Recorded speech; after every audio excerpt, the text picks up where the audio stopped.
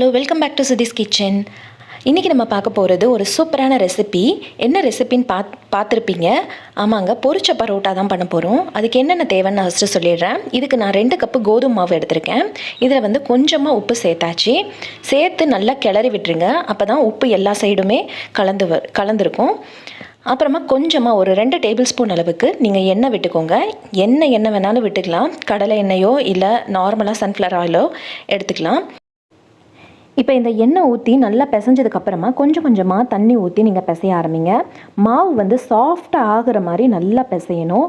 So நல்லா அடித்து பிசைங்க. அப்போ தான் உங்களுக்கு அந்த சாஃப்ட்னஸ் கிடைக்கும்.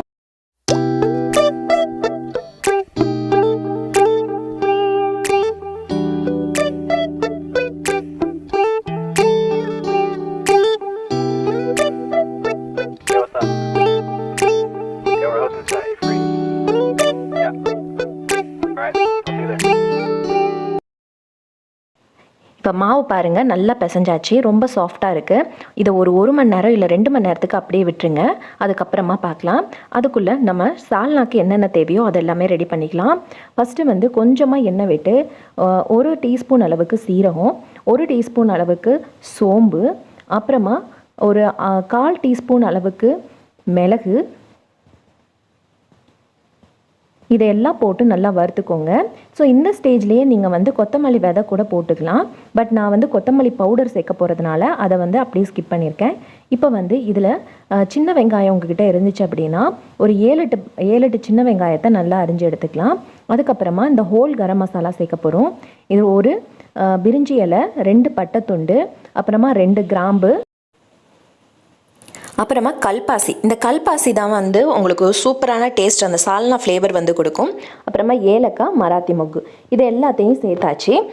ஸோ நீங்கள் இந்த கரம் மசாலாவெல்லாம் சேர்க்கும் போது தான் உங்களுக்கு அந்த சால்னா சாப்பிட்ற ஃபீல் இருக்கும். ரோட்டு கடையிலலாம் சால்னா கிடைக்கும் பார்த்தீங்களா, அந்த ஃபீல் இருக்கும். இப்போ பார்த்தீங்க அப்படின்னா நான் ஒரு சின்ன ஸ்டார் அனைஸ் மட்டும் போட்டிருக்கேன். அப்புறமா ஒரு 1.5 டீஸ்பூன் அளவுக்கு நீங்கள் கசகசா சேர்த்துக்கலாம். கசகசா சேர்க்கும் போது உங்களுக்கு நல்ல கட்டியாக அந்த தன்மை கிடைக்கும். அப்புறமா 2 தக்காளி சேர்த்துருக்கேன். தக்காளி சேர்த்ததுக்கு அப்புறமா இதுக்கு தேவையான அளவு மஞ்சப்பொடி, அப்புறமா கொஞ்சம் உப்பு சேர்த்து நல்லா கலந்துடலாம். அப்போ தான் தக்காளி நல்லா மசிய வேகும். ஸோ இதுக்கப்புறமா நம்ம என்ன சேர்க்க போகிறோம் அப்படின்னா, நல்லா கட்டியாகிறதுக்காக நம்ம கசகசா சேர்த்துருக்கோம். அட் த சேம் டைம் நம்ம முந்திரி பருப்பு சேர்க்கலாம். முந்திரி பருப்பு சேர்க்கும் போது ஒரு நல்ல டேஸ்ட் கிடைக்கும் இந்த சால்னாக்கு. அதுக்காக தான் இதுக்கு முந்திரி பருப்பு சேர்த்துருக்கோம். ஒரு 4-5 முந்திரி பருப்பு சேர்த்தா போதும். இதை நல்லா வதங்கிடுச்சு பாருங்கள். இப்போ நான் அரைச்சி வச்சுருக்கிற ஒரு 1/4 கப்பு தேங்காய். ஆக்சுவலாக உங்களுக்கு கிரேவி எந்த அளவுக்கு வேணுமோ அந்த அளவுக்கு நீங்கள் தேங்காய் சேர்த்துக்கலாம். அது நான் 1/4 கப்பு தேங்காய் துருவல் எடுத்திருக்கேன். ஸோ இதை நல்லா வதக்கிட்டு இதை அரைச்சி எடுத்துகிட்டு வந்துடலாம். நல்ல பேஸ்ட்டாக அரைச்சி எடுத்துகிட்டு வந்துடலாம். இப்போ கொஞ்சமாக ஒரு கடாயில் எண்ணெய் விட்டுட்டு கல்பாசி, பிரிஞ்சி இலை, கிராம்பு இது மட்டும் சேர்த்துருக்கேன். இப்போ இதில் சோம்பு சேர்த்துக்கலாம். இது நல்லா பொரியட்டும். பொரிஞ்சதுக்கப்புறமா நம்ம இஞ்சி பூண்டு பேஸ்ட்டு கிட்டத்தட்ட 1 டேபிள் ஸ்பூன் அளவுக்கு எடுத்து வச்சுருக்கேன், அதையும் சேர்த்துக்கலாம். இது நல்லா வதங்கட்டும். ஓரளவுக்கு இதனுடைய ரா ஸ்மெல் எல்லாம் போகட்டும். அதுக்கப்புறமா நம்ம அரைச்சி வச்சுருக்கிற இந்த பேஸ்ட்டை நம்ம சேர்த்துடலாம்.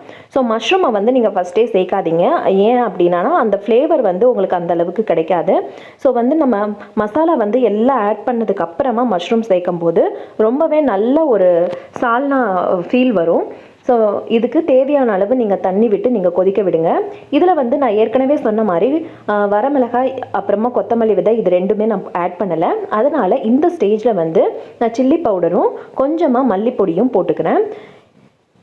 ஒரு டேபிள் ஸ்பூன் அளவுக்கு மல்லிப்பொடி கரெக்டாக இருக்கும். ஸோ இதை நல்லா கலந்து விட்டுருங்க. இது நல்லா வதங்கட்டும். இதனுடைய பச்சை வாசனையும் போகட்டும். அந்த ஸ்டேஜில் நான் மஷ்ரூமை சேர்க்குறேன். ஸோ இதுக்கு தேவையான அளவு, மஷ்ரூம்க்கு தேவையான அளவு உப்பும் சேர்த்துடலாம். இப்போ சேர்த்ததுக்கு அப்புறமா இதில் நீங்கள் உங்களுக்கு தேவையான அளவு தண்ணி விட்டு நீங்கள் கொதிக்க விடலாம். ஸோ இதை நான் ப்ரெஷர் குக் பண்ணிட்டோம் அப்படின்னா ஈஸியாக வேலை முடிஞ்சிடும். இல்லை நீங்கள் கடாயில் பண்ணுற மாதிரி இருந்தானா ஒரு 10 to 15 மினிட்ஸுக்கு நல்லா இந்த மஷ்ரூமை வேக விடுங்க. அப்போ தான் உங்களுடைய சால்னா ரெடி ஆகும். பாருங்கள், ரொம்ப நல்லா வதங்கிட்டுருக்கு. இந்த ஸ்டேஜில் நல்லா தண்ணி விட ஆரம்பிக்குது இந்த மஷ்ரூமு. இப்போ நான் கொத்தமல்லியும் புதினாவும் 2யுமே ஆட் பண்ணிடுறேன். ஸோ புதினா சேர்க்கும் போது ரொம்பவே நல்ல ஃப்ளேவர் அண்ட் ஒரு நல்ல அரோமா கிடைக்கும். பாருங்கள், நான் இதுக்கு தேவையான அளவு தண்ணி விட்டாச்சு. இப்போ வந்து இதை வந்து ஒரு 2-3 விசிலுக்கு 2-3 விசில் வந்து ப்ரெஷர் குக் பண்ணிடலாம். ஸோ இப்போ வந்து மாவு வந்து ரொம்பவே சாஃப்டாக வந்து ரெடி ஆகிடுச்சு. கோதுமை மாவை எடுக்கும்போது உங்களுக்கு வந்து பரோட்டா நம்ம நார்மலாக பண்ணுற, அதாவது மைதா மாவில் பண்ணுற பரோட்டா மாதிரி அந்த அளவுக்கு வராது. பட் கோதுமை மாவுலையும் நம்ம பரோட்டா பண்ணலாம். எந்த விதமான பரோட்டா பண்ணலாங்கிறதுக்காக தான் நான் காட்டியிருக்கேன். ஸோ கோதுமை மாவில் பண்ணும்போது உங்களுக்கு அதே அளவு டேஸ்ட்டை வந்து கொடுக்காது. பட் நம்ம இதை சாப்பிட்றதுக்கு, அதை மைதா மாவில் செஞ்சு சாப்பிட்றதுக்கு இது ஒரு நல்ல ஆல்டர்னேட்டிவ்னு சொல்லலாம். இப்போ நான் 2 கப்பு கோதுமை மாவு எடுத்தேன். அதை வந்து உருட்டி எடுக்கும்போது 6 பரோட்டா கிட்ட வரும். 6 உருண்டையாக உருட்டி எடுத்திருக்கேன். ஸோ ஒவ்வொரு உருண்டையும் நம்ம எவ்வளோக்கு தேய்க்க முடியுமோ அந்த அளவுக்கு தேய்க்கலாம். நான் கோதுமை மாவு யூஸ் பண்ணதுனால ரொம்ப அந்த எலாஸ்டிசிட்டி இருக்காது. பட் நீங்கள் எந்த அளவுக்கு தேய்க்க முடியுமோ அந்த அளவுக்கு தின்னா தேய்ங்க. ஒரு மேடையில் வந்து நல்லா எண்ணெய் தடவிட்டு இந்த மாதிரி பண்ணுங்கள். அப்போ தான் உங்களால் தேய்க்க முடியும். நல்லா தேய்ச்சதுக்கப்புறமா, நல்லா விரிச்சதுக்கப்புறமா நீங்கள் அதில் வந்து நல்லா எண்ணெய் வந்து தடவிக்கோங்க. தடவிட்டு அப்படியே எடுத்து நல்லா சுருட்டுங்க. இப்போ கையில் இப்படி வச்சு நல்லா சுருட்டி அந்த லாஸ்ட் பாகத்தை வந்து அப்படியே சுருட்டி உள்ளே இழுத்துருங்க. இதை வந்து இது மேலே எண்ணெய் தடவிட்டு இது ஒரு 1/2 hour கிட்ட ஊற வச்சுருங்க. இப்போ பாருங்கள், நம்மளுடைய சால்னா ரெடி ஆகிடுச்சு. உங்களுக்கு இன்னும் வந்து தண்ணியாக வேணும் அப்படின்னா இன்னும் கொஞ்சம் தண்ணி விட்டு நீங்கள் கொதிக்க விட்டுக்கலாம். பட் எனக்கு இந்த அளவு போதும் அப்படிங்கிறதுனால நான் விட்டுட்டேன். அவ்வளோதான், சூப்பரான சால்னா ரெடி. இப்போ நம்ம பரோட்டாவும் செஞ்சு முடிச்சிடலாம். ஸோ நான் வந்து ஒரு 1/2 hour வந்து இந்த உருட்டி வச்சதை வந்து அப்படியே ஊற விட்டுருக்கேன். இப்போ ஊறினதுக்கு அப்புறமா எப்படி இருக்குது பாருங்கள், ரொம்பவுமே சாஃப்டாக இருக்கும். இப்போ வந்து இதை நீங்கள் தட்டி எடுக்கலாம். இல்லை அப்படின்னா இந்த ரோலிங் பின் வச்சு நல்லா தேய்ச்சிட்டு நீங்கள் போடலாம். நம்ம பண்ண போகிறது வந்து பொரிச்ச பரோட்டா. அதாவது இதெல்லாம் தூத்துக்குடி இல்லை அந்த விருதுநகர் பக்கம்லாம் இது ரொம்ப ஃபேமஸ்ஸு. ஸோ பொரிச்ச பரோட்டானா என்னென்னா நிறைய ஆயில் விட்டு நல்லா அந்த ஆயிலில் முங்குற மாதிரி நீங்கள் ஃப்ரை பண்ணி எடுப்பீங்க. அந்த மாதிரி பரோட்டா தான்.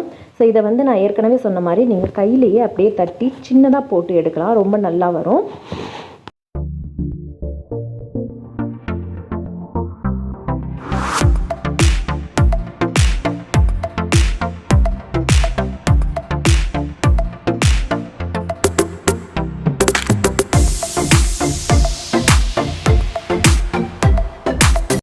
பாருங்கள், எண்ணெயும் காஞ்சிருச்சு. இப்போ அப்படியே போட்டு நம்ம எடுக்க போகிறோம். சூப்பராக இருக்கும் இந்த பரோட்டா. இது கோதுமை மாவில் செஞ்ச பரோட்டான்னு யாராலையும் கண்டுபிடிக்க முடியாது. அந்த அளவுக்கு நல்லா அவுட்டர் லேயர் கிறிஸ்பியாக இருக்கும். இந்த பொரிச்ச பரோட்டாவோட ஸ்பெஷல் என்ன அப்படின்னா அவுட்டர் லேயர் நல்லா கிறிஸ்பியாக இருக்கும், உள்ளே வந்து நல்லா மெத்துன்னு சாஃப்டாக இருக்கும். அந்த அளவுக்கு சூப்பராக இருக்குது இந்த கோதுமையில் செஞ்ச பொரிச்ச பரோட்டாவும். நீங்களும் கண்டிப்பாக ட்ரை பண்ணி பாருங்கள். இது ஒரு நல்ல ரெசிபி. பரோட்டா சாப்பிட்ணுன்னு தோணுச்சுன்னா கண்டிப்பாக கடையில் போய் பரோட்டா வாங்கி சாப்பிடுவோம். நீங்கள் வீட்டிலையே இந்த மாதிரி செஞ்சு சாப்பிட்லாம். மந்த்லி ஒன்ஸ் அல்லது மந்த்லி ட்வைஸ் வந்து நீங்கள் இந்த மாதிரி செஞ்சு சாப்பிட்லாம். ஒன்றும் தப்பே கிடையாது. கோதுமை மாவில் செய்கிறதுனால ரொம்பவே ஹெல்த்தியும் கூட. இங்கே பாருங்கள், இப்போ பரோட்டா 4-5 பரோட்டா வந்து பொரிச்சு எடுத்தாச்சு. இப்போ வந்து இதை லேசாக இப்படி தட்டினாலே நம்மளுடைய அவுட்டர் லேயர் வந்து நல்லா கிறிஸ்பியாக இருக்குது. அதனால் இந்த மாதிரி நல்லா அந்த லேயராக ஃபார்ம் ஆகி வரும். இப்போ எடுத்து பார்த்தா உங்களுக்கு நல்லா அந்த லேயர்ஸ் எல்லாமே தெரியும். அந்தளவுக்கு சூப்பராக இருக்குது பாருங்கள். கண்டிப்பாக உங்கள் எல்லாத்துக்கும் இந்த ரெசிபி பிடிச்சிருக்குன்னு நம்புகிறேன். இதில் நல்லா சால்னாவை ஊற விட்டு சாப்பிட்டா ரொம்பவே நல்லாயிருக்கும். இல்லை அப்படின்னா இந்த பரோட்டாவை பிச்சு போட்டு அதில் சால்னாவை ஊற வச்சு சாப்பிட்டாலும் ரொம்ப நல்லாயிருக்கும். கண்டிப்பாக ட்ரை பண்ணி பாருங்கள். பிடிச்சிருந்தா என்னோட சேனலை லைக் பண்ணுங்கள், ஷேர் பண்ணுங்கள், கமெண்ட் பண்ணுங்கள். கண்டிப்பாக சப்ஸ்கிரைபும் பண்ணிவிடுங்க. தேங்க்ஸ் ஃபார் வாட்சிங்.